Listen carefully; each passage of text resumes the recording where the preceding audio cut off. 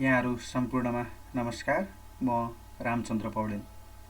आज म कक्षा 10 को कार्यालय सञ्चालन र लेखा विषय, यो जुन नयाँ पाठ्यक्रम 2081 मा आधारित विषयको पाठ 5 मा रहेको व्यावसायिक लेखाको सम्पूर्ण अभ्यासहरू लिएर यहाँहरूमाझ उपस्थित भएको छु।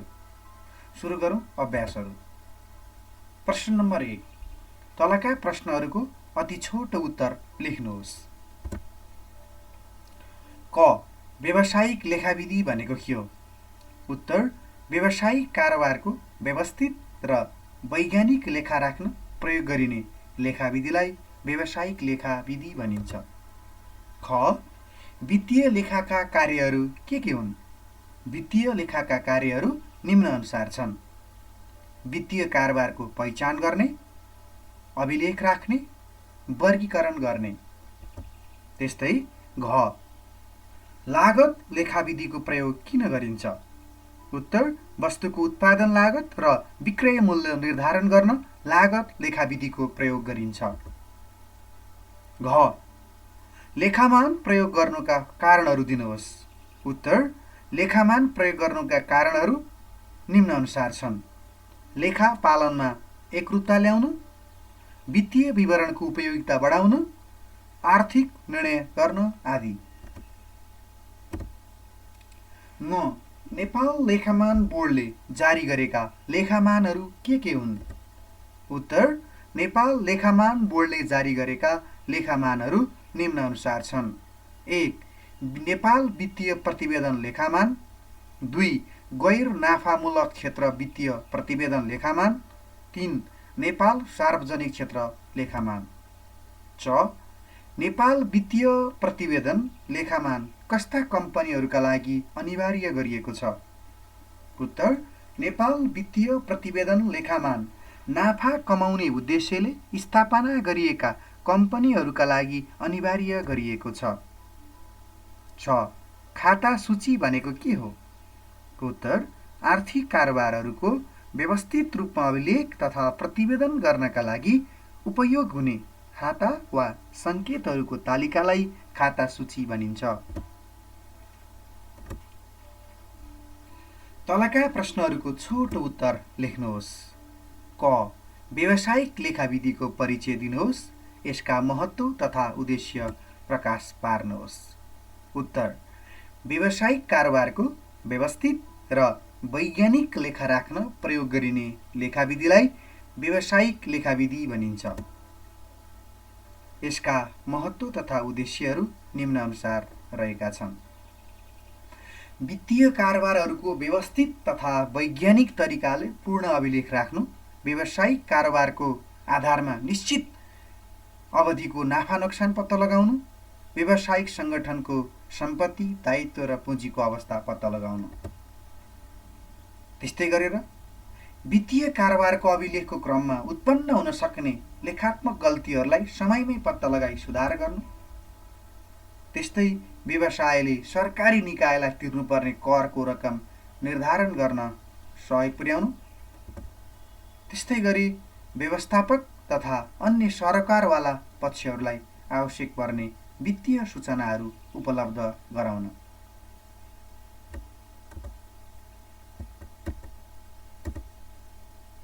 ख, लेखामानको परिचय दिनुहोस्।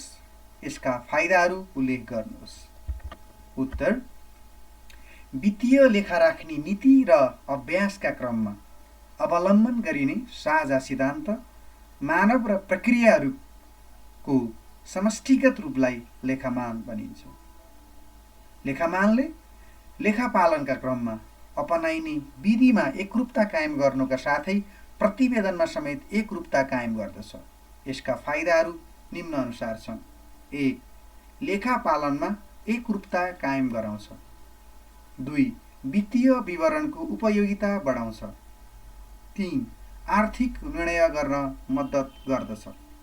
4, वित्तीय विवरणलाई भरपर्दो तथा मान्य बनाउन सहयोग गर्दछ। व्यवस्थापनबाट उत्तरदायित्व वहन गराउन सहज हुन्छ। 6, लेखामा भएका नयाँ परिवर्तनहरू समावेश गर्न सहज हुन्छ। ग. नेपालमा लेखामान भनेको के हो? नेपाल वित्तीय प्रतिवेदन लेखामानका उद्देश्यहरू लेख्नुहोस्. उत्तर. नेपालमा सार्वजनिक तथा व्यावसायिक क्षेत्रमा सङ्घ संस्थाहरूले तयार पार्ने वित्तीय विवरणहरूमा समानता ल्याउन र अन्तर्राष्ट्रिय मापदण्ड अनुरूप हुने गरी तयार गर्ने लेखामानलाई नेपाल लेखामान भनिन्छ. नेपाल वित्तीय प्रतिवेदन लेखामानका उद्देश्यहरू यस प्रकार छन्. नेपाल व्यावसायिक संस्थाहरूले तयार पार्ने वित्तीय विवरणमा समानता ल्याउन, विभिन्न प्रयोगकर्ताहरूलाई निर्णय लिनका लागि आवश्यक व्यवसायको नाफा नोक्सान, वित्तीय अवस्था आदि कुराहरूको सरल तरिकाले जानकारी दिन. त्यस्तै नेपालभित्र सञ्चालित विभिन्न व्यवसायहरूको वित्तीय विवरण बीचमा तुलना योग्य बनाउन. लेखापालले वित्तीय लेखाविधि प्रयोग गर्दा अपनाएका विधि तथा प्रक्रियाहरू सहजै बुझ्न सकिने तथ्यगत र सान्दर्भिक बनाउन प्रोत्साहित गर्न. घ. व्यावसायिक लेखामा खाता सूचीको प्रयोगबारे चर्चा गर्नुहोस्. उत्तर. आर्थिक कारोबारहरूको व्यवस्थित रूपमा अभिलेख तथा प्रतिवेदन गर्नका लागि उपयोग हुने खाता वा सङ्केतहरूको तालिकालाई खाता सूची भनिन्छ. व्यावसायिक लेखामा खाता सूचीको प्रयोग अत्यन्त महत्त्वपूर्ण छ. यसले वित्तीय जानकारीहरूलाई स्पष्ट, व्यवस्थित र विश्लेषणात्मक रूपमा प्रस्तुत गर्न मद्दत गर्दछ. यहाँ खाता सूचीको प्रयोगबारे केही महत्त्वपूर्ण बुँदाहरू. 1. वित्तीय विवरणको तयारी. खाता सूचीको माध्यमबाट वित्तीय विवरण तयार गर्न सजिलो हुन्छ. यसमा आम्दानी, खर्च, सम्पत्ति र दायित्वहरूको सूचीकरण हुन्छ, जसले गर्दा वित्तीय अवस्था स्पष्ट देखिन्छ. 2. विश्लेषण र निर्णय. व्यावसायिक निर्णय लिनका लागि वित्तीय विश्लेषण आवश्यक हुन्छ. खाता सूचीको प्रयोगले प्रत्येक खातामा भएका परिवर्तनहरूको विश्लेषण गर्न र सही निर्णय लिन मद्दत पुर्याउँछ. 3. लेखा परीक्षण. खाता सूचीले लेखा परीक्षणमा सहजता पुर्याउँछ. लेखा परीक्षकहरूले खाता सूचीको आधारमा व्यावसायिक क्रियाकलापहरूको सत्यता र पारदर्शिताको समीक्षा गर्न सक्छन्. 4. समयमै कर गणना. खाता सूचीको प्रयोगले कर गणना र दायित्व दाखिला प्रक्रियालाई सरल र समयमै सम्पन्न गर्न मद्दत पुर्याउँछ. यसले व्यवसायलाई कानुनी समस्याबाट जोगाउँछ. 5. वित्तीय नियन्त्रण. खाता सूचीले व्यवसायमा वित्तीय नियन्त्रण स्थापित गर्न मद्दत गर्दछ. यसले व्यथिति र वित्तीय अनियमिततालाई नियन्त्रण गर्न सहयोग गर्दछ.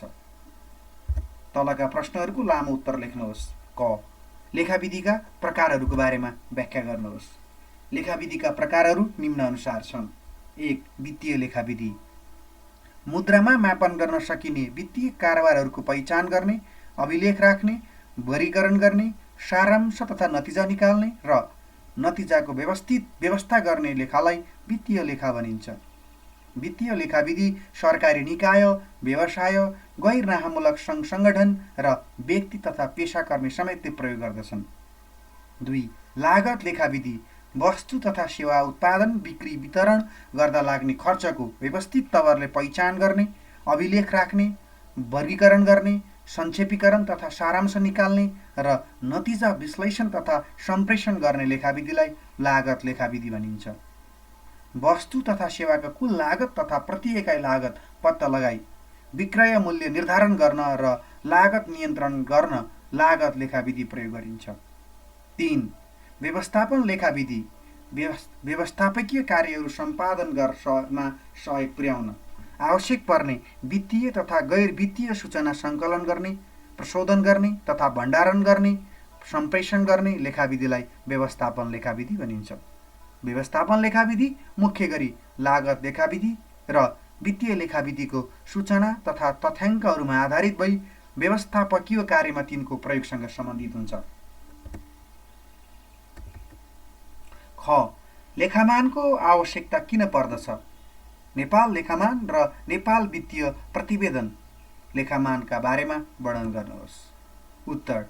नेपालमा सार्वजनिक तथा व्यावसायिक क्षेत्रमा संस्थाले तयार गर्ने वित्तीय विवरणमा समानता ल्याउन र अन्तर्राष्ट्रिय मापदण्ड अनुरूप पुरा गर्न लेखामान आवश्यक पर्छ. नेपाल लेखामान र नेपाल वित्तीय प्रतिवेदन लेखामानका बारेमा निम्नलिखित वर्णन रहेको छ. नेपाल लेखामान. नेपालमा सार्वजनिक तथा व्यावसायिक क्षेत्रमा संस्थाले तयार पार्ने वित्तीय विवरणमा समानता ल्याउन र अन्तर्राष्ट्रिय मापदण्ड अनुरूप पूरा गर्ने लेखामानलाई नेपाल लेखामान भनिन्छ। नेपाल लेखामानको विकास अन्तर्राष्ट्रिय लेखामानको आधारमा गरिएको हो। अर्को छ नेपाल वित्तीय प्रतिवेदन लेखामान। नेपाल लेखामान बोर्डले अन्तर्राष्ट्रिय वित्तीय प्रतिवेदन लेखामानलाई अनुसरण गर्दै सन् 2013 मा नेपाल वित्तीय लेखामान प्रतिवेदन लेखामान विकास गरेको हो। नेपालमा व्यावसायिक संस्थाहरूले तयार पार्ने वित्तीय विवरणमा समानता ल्याउनु यसको प्रमुख उद्देश्य रहेको छ। हस्, यहाँहरू सबैलाई धन्यवाद।